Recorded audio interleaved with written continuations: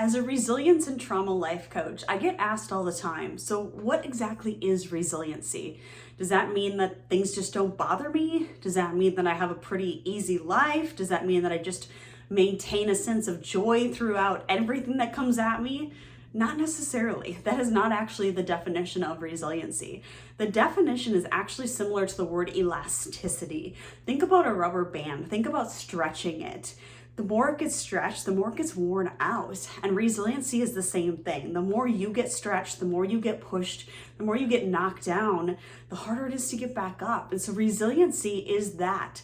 It is maintaining that elasticity so that when things come at you in life, which they will, you can get back up and you can face the next challenge and tackle it without being down for so long.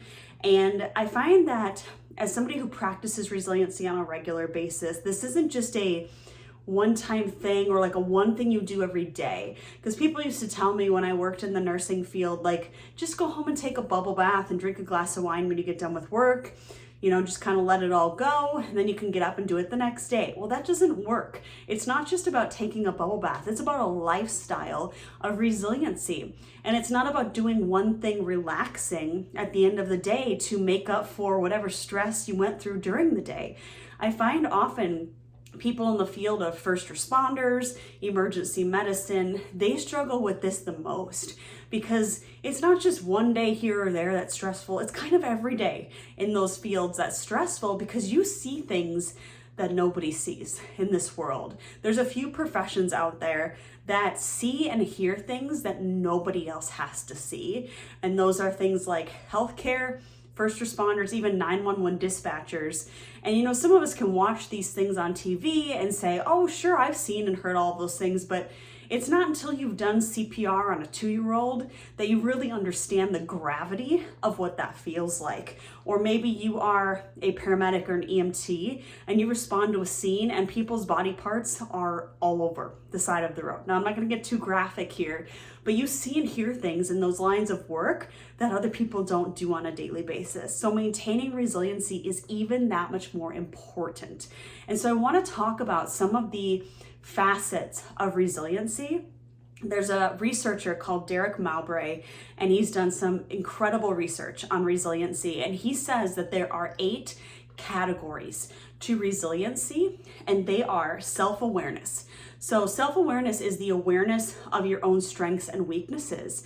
Now, having a self-awareness of, like I struggle with this, maybe I struggle with anger issues, doesn't necessarily make you resilient, but it can make you aware when maybe you have that area tested and maybe help you get the help that you need in that area to strengthen it.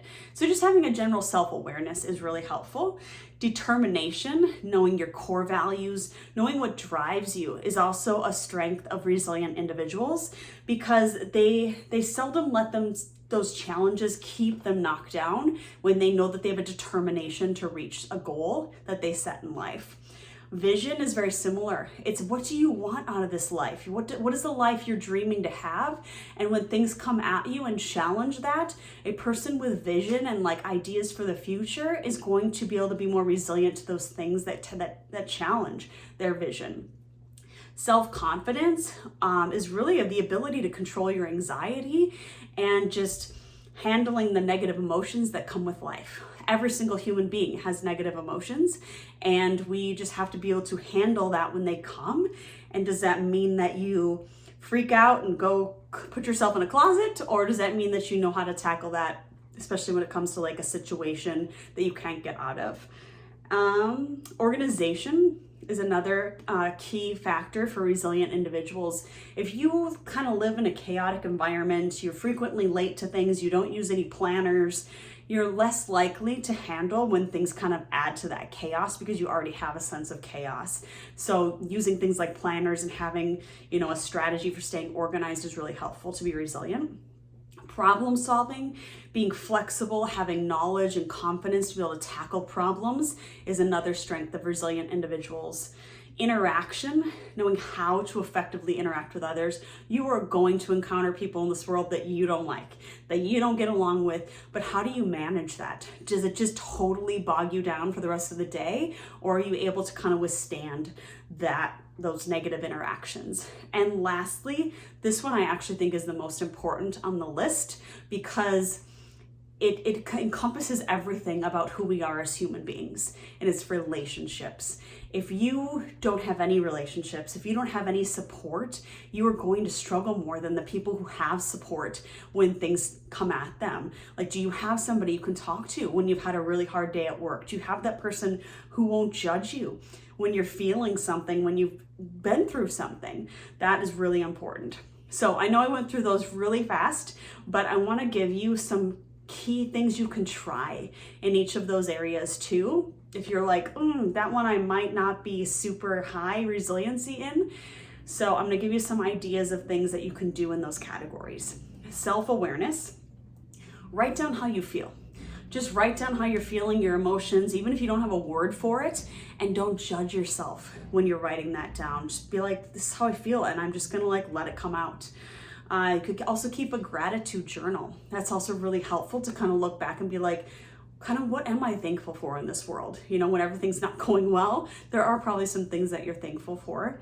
Seek feedback from people. Maybe you don't have a high level of self-awareness. You're not really sure how you come across. Ask people that you trust and listen to what they have to say. In the determination category, write down your personal values and beliefs and keep those as kind of a barometer for how you measure things in life. I actually used to do this when I would apply for jobs because it would make a difference for me if they matched up with my values. If that job matched with my values. Set some small goals and then check off when you accomplish them and be proud of that. Reward yourself when you accomplish a goal. It doesn't always have to be something big, but maybe it's a small thing that you want to treat yourself to. As far as vision, draw a picture of the future you want.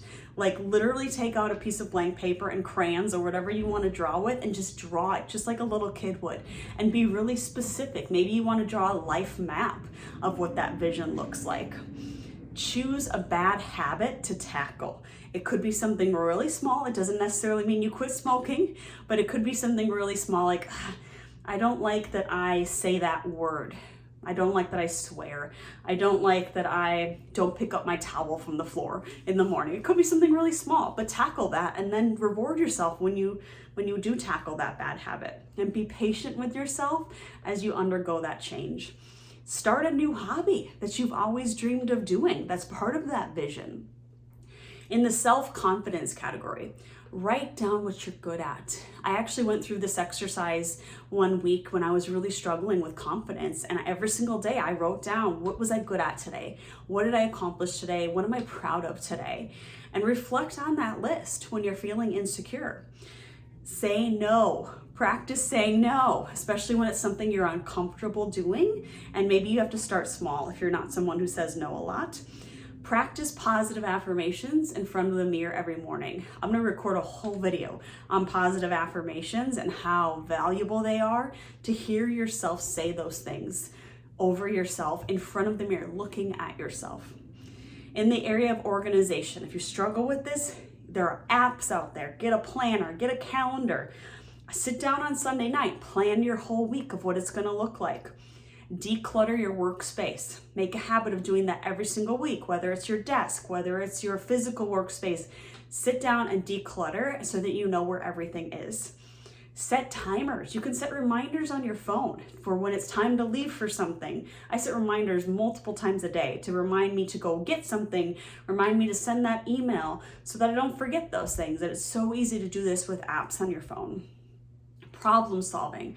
When you are faced with a problem, before you respond or solve the problem, write down all the possible solutions. Before you even go there with, okay, this is what we're gonna do, just include all the possible solutions. And sometimes it helps to make a mind map of like, well, this one is kind of along this line of thought process and this and this.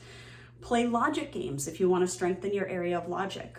When you're faced with a problem that someone else gives you, write down all the information. Separate the emotions from the facts before you make any decisions or take any action.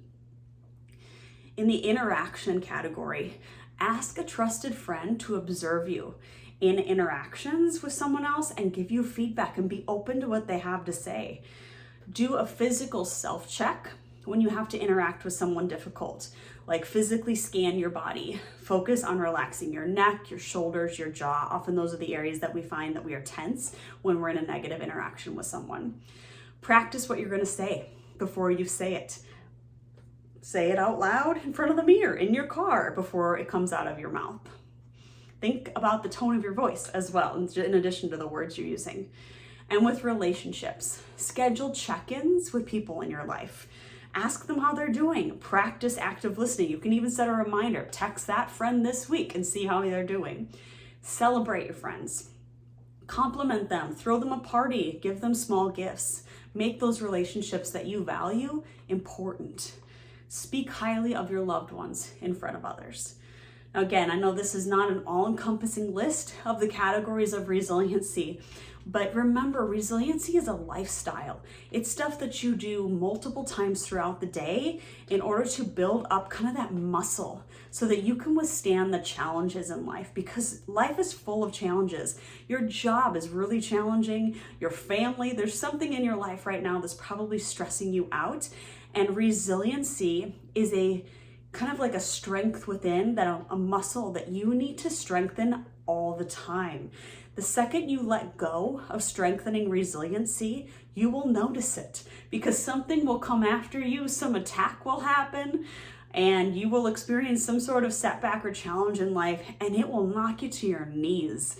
I've had multiple of these in my life, but I can tell you that by continuing to build my resiliency muscle on a daily basis and doing self-care, doing affirmations, building relationships, doing self-check-ins, it really helps strengthen those areas when those challenges do arise.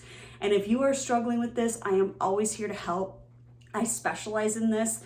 I specialize in this, one, because I've been through some really tough situations in my life and I've had to learn how to bounce back and live. And two, I've been through significant vicarious trauma in healthcare, in really difficult roles. So I also know what it's like to experience that from the outside in. So if you are struggling, I'd be happy to coach you. I offer one-on-one coaching with a specialty in resiliency and trauma healing, and I'd be happy to walk you through that journey if you're struggling and you want some more support. Thank you guys for tuning in. As always, take what you need, leave the rest, and have a fabulous day.